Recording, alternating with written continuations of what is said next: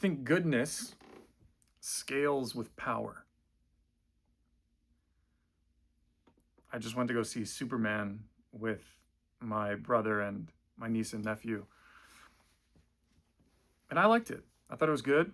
It wasn't anything incredible. I'd say it was a solid 7.5 out of 10, maybe. I've always loved Superman. I never really understood why Superman was so captivating to me, why he's always been so symbolic to me. And I'm not really even into comic books at all, or any of the comic world, you know. Um, but it it always gets me it always gets me thinking. The Superman, and especially after seeing this movie, it really got me thinking about power and goodness and how those two things um, interplay and are connected and scale with each other. I think that the the amount of goodness that is inside of you directly correlates to the amount of power that's inside of you. And I'll try to explain what I mean. Um, a man who has no power, just take like a man who's at the bottom of society, doesn't really have a lot. Maybe he's drinks a lot, smokes a lot, kind of just escapes, maybe gambles here and there. Has just some dead end job. Tons of people like this, right? Tons of people like this. Nothing wrong with that. You know, none of us are perfect. But say that he actually is a very kind person. He's kind to his wife, say that he's married, say that he's maybe even extra kind to her, kind to his children, very serviceable, very attentive, very understanding, kind of maybe gets to the point where he's kind of getting run all over the place. But the thing about his kindness, because of his position in society, or another way to say his kindness, his goodness, I it always is suspicious, isn't it? You always wonder what it stems from. Where does it come from? Where does your goodness, where does your kindness come from? If you don't have a lot of power to commit evil to people, if maybe you can't get away with it. Of course, everybody can be evil. Everybody can be rude to people. Everybody can be unkind to people. But when you're at the bottom of society, I think that you getting away with it or being able to commit scams on people or violence on people, you can't do it on a large scale. You can do it on a very small scale. Perhaps you can't get a lot of women. Maybe you're not that attractive, you don't have a lot of money. You can't sleep with a ton of women. A man that can't really get a lot of women, but he's devoted to his wife. It's a little suspicious because it doesn't quite hit the same as a man who could get all the women that he wants, beautiful women, at his every beck and call, and yet he's devoted to one woman, one wife, devoted to his children, raising the family, very kind to people. Why does it not hit the same? Why does that goodness of the man in the first instance not even, it pales in comparison to what we feel for the man that has power?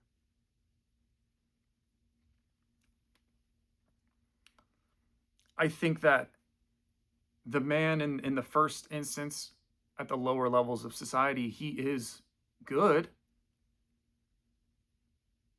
but I don't think he is anywhere near as good as a man who would have a lot of power at the top of society who acted the same way. And that is because the man at the top of society that makes a lot of money, that's attracted to a lot of different women, can get a lot of different women, can possibly get a lot of people to think a certain way, to follow him. Maybe he can create scams out of things. Maybe he can launder money. Maybe he can start up this slush fund or do this or do that. Or he can act in very callous ways and get away with it because he has the power to do so. That is what power is. It allows you to act in ways that people wouldn't be able to do if they didn't have the power.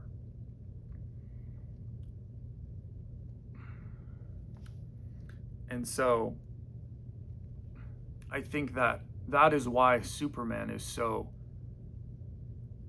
captivating. So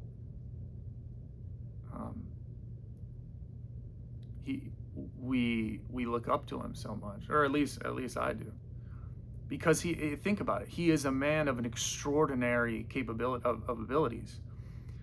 He's an alien from a different planet that could wipe out the entire human race possibly if he wanted to.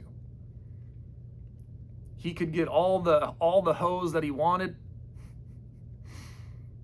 He could lie to people, scheme. He could make tons of money. He could profit off of his branding. He could go and make, cameos in all sorts of movies for millions of dollars. He could sell his brand. He could market himself and just have a grand old time. He could gamble. He could just use women and throw them out, pump them and dump them like nothing. He could lie to people. He could get away with it. He doesn't have to do what he does. And yet he chooses to not only protect the human race, but he loves them. I mean, even in this movie, no spoilers here, but I mean, the dude saves a squirrel. He saves a squirrel. A lot of people, are saying, oh, that's woke and all that stuff. He's saving animals. And I just thought it was funny. I just thought, oh, that's, because he's fighting this huge Godzilla looking thing. And in the middle of it, he's trying to make sure that this huge thing doesn't step on people. And he's like saving people left and right. He's even preventing the thing from cracking the glass of a skyscraper. He stops him at the very last moment, and then Superman's back actually cracks the glass, but he stops it from hitting the skyscraper full of people and offices. Then he saves a squirrel. He doesn't have to do all this. He doesn't have to answer to nobody. And yet he does. He's understanding. He's truthful. He tells the truth. He's loyal to one woman. He's in love with Lois. He's committed to her. He's chosen her.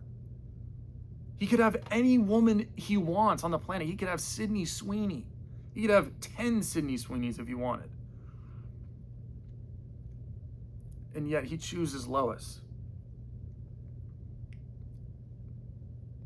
That sort of goodness hits different because he has so much power to commit harm, to not be good. He doesn't have to be. He can get away with it. He doesn't have to answer to anybody. And yet he does.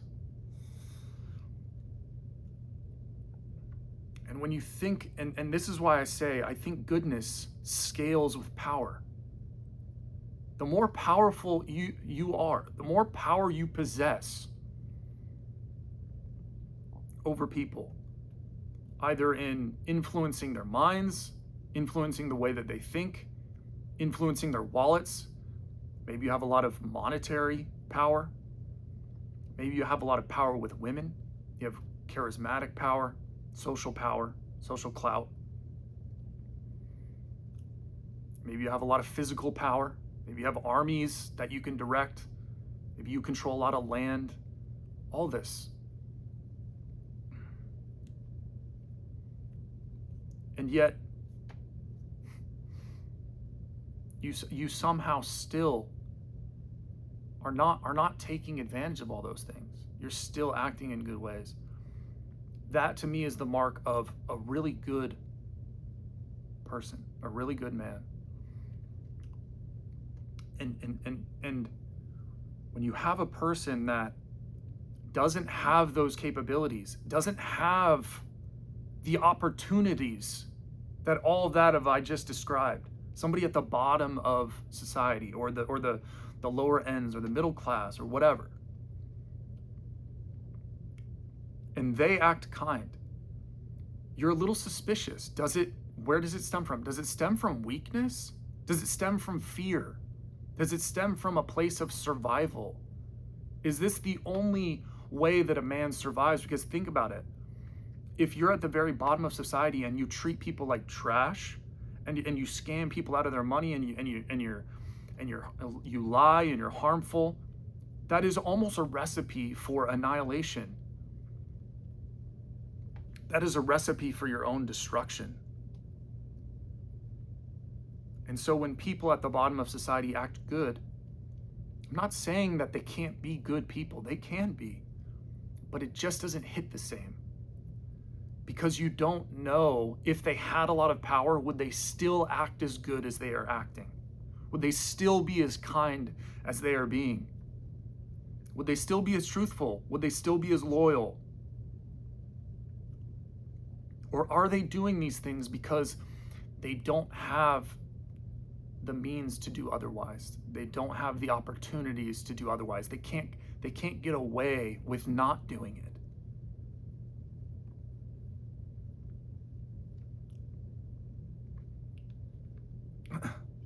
Kind of makes you wonder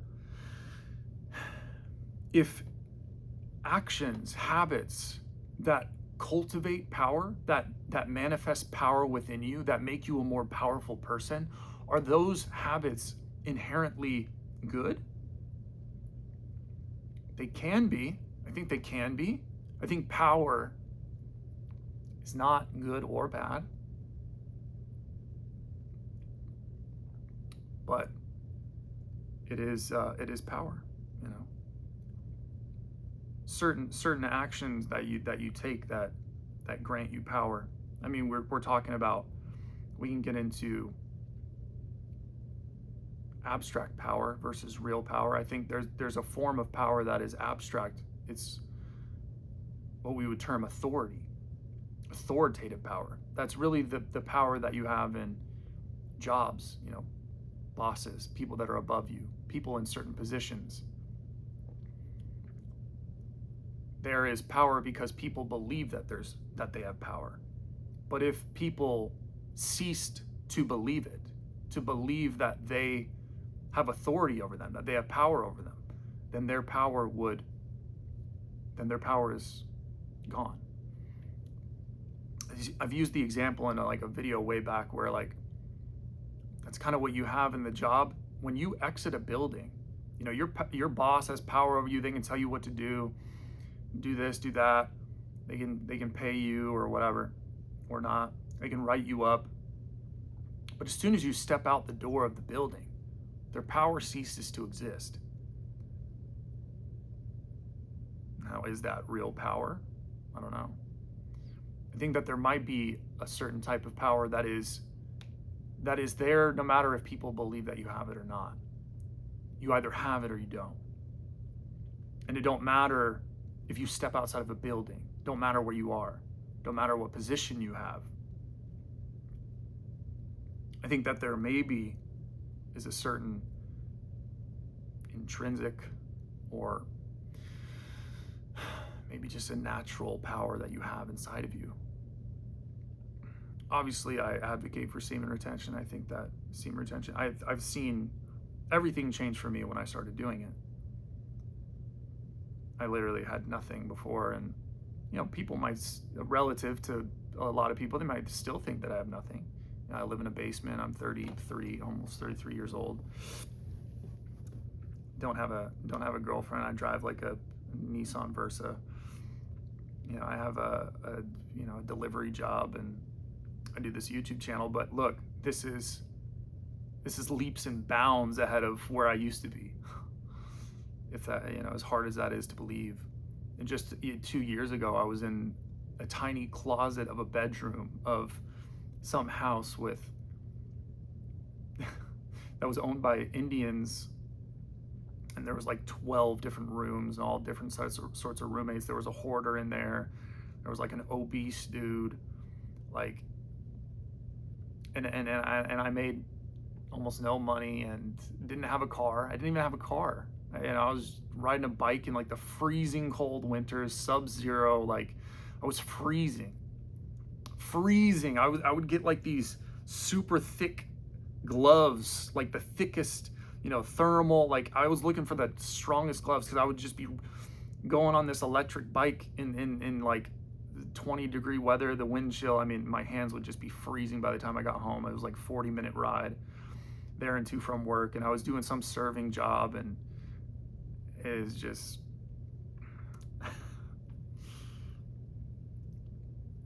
everything changed for me once I started doing it. So I think there is something inherently powerful about your seed, about not ejaculating. I think that is a habit that cultivates power in you. Now, whether it cultivates goodness, I'm not sure. Possibly. I don't know. I can't say that for sure, but it does. I think personally, from my own experience, I have been shown that it's either just the biggest coincidence of all time, but once I started doing it, everything just started happening. It's only been an upward trajectory from there.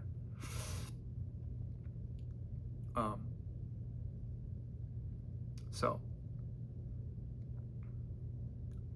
that is a habit. Is it a good habit? Because it gives you I guess, more energy, more mental clarity, seems to give you more opportunities. I've started making more money, just better place, started driving a car, and just the list goes on. I could get into it, but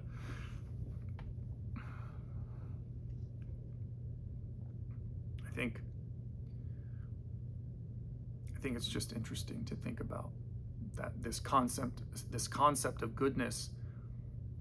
I think the amount of good that you are, the amount of kindness that you show, if you're trustworthy, if you're loving, if you show understanding, if you show vulnerability, openness, selflessness, when you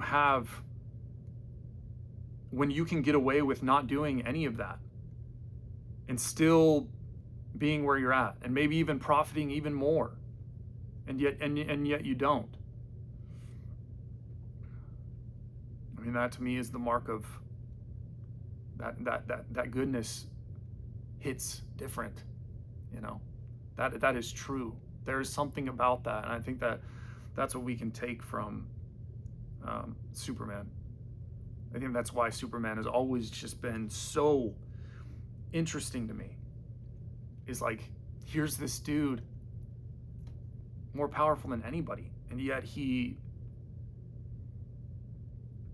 undeniably good. So it just doesn't ring the same when you just have somebody that doesn't have all the power that he has, and is kind and is good. We don't make movies about those people. Those things don't really hit as hard, because you just don't know. I think that you can be good. I'm not saying that you can't be good when you're at the bottom. There's tons of great good people out there that don't have a lot of what you would consider, they're not powerful people. They don't make a lot of money. They don't have a lot of status. They don't have nothing. But they are good. They are kind, undeniably. But it always begs the question, I don't know how good you are, because you haven't shown that you're not in a position where you could get away with being really bad. You are almost painted into a corner of you have to be good to survive. That is your only recourse. That is your only means.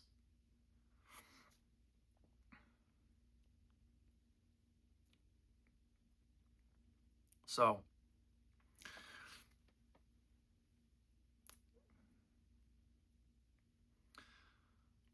if you haven't seen it, I would suggest going to see it. It's a good movie. I enjoyed it. But yeah, just something to think about. Goodness scales with power. All right, that's it. That's the video.